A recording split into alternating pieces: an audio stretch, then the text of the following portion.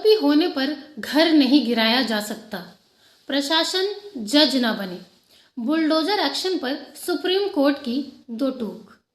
अदालत को चाहिए था कि हर उस राज्य के सीएम को आतंकवाद कानून के तहत गिरफ्तार कर जेल भेजे जिस जिस राज्य में गैर कानूनी बुलडोजर चलाकर घरों को तोड़ा गया है, और 15 रोज के दरमियान हर टूटे हुए घर को उसी जगह वापस बनवाया जाए।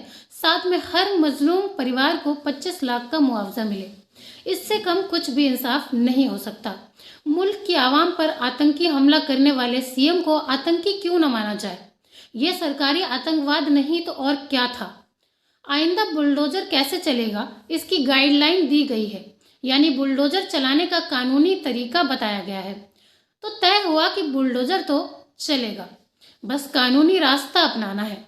वाह इंसाफ! क्या अदालतों को यह नहीं मालूम है कि कम से कम 1.5 लाख परिवारों को बेघर किया गया है, हजारों बीमार बुजुर्ग और लाखों बच्चों को सड़कों पर रहने को मजबूर किया गया, औरतों की इज्जत सड़कों पर तार तार हुई, बुजुर्गों को इलाज नहीं मिला और बच्चों की शिक्षा और मिड डे मील बंद कर दी गई, जिंदगी का हक छीन लिया गया। इन 1.5 लाख परिवारों में 90% मुसलमान थे और बुलडोजर चलाकर पैशाचिक हंसी हंसने वाले सीएम इसे मुसलमानों के खिलाफ जीत बता रहे थे। यह आंतरिक आतंकवाद है।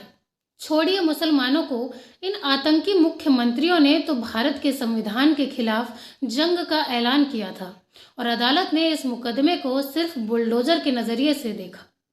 ये नजरिया ही बेईमानी है और आतंकियों को बचाने की साजिश। ये तो वैसा ही हुआ, इलेक्टोरल बॉन्ड में लाखों करोड़ों का फ्रॉड हुआ पर जांच नहीं की गई।